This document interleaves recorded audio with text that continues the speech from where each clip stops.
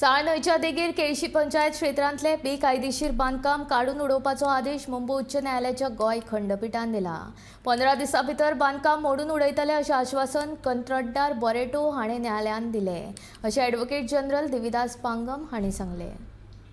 River Sal, there is some concrete construction that has taken place, and that is actually right on the bank of the river, which is in violation of CRZ notification.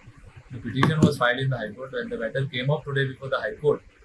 The person who has carried out this illegal construction has undertaken to the High Court that he will remove and demolish this particular slab or particular concrete structure, and once that is cleared, he will apply afresh for erecting huts. Those are those seasonal huts for the purpose of carrying on some tourism business. So till then he will not get any permission from the CRZ authority. He will have to first demolish this concrete structure.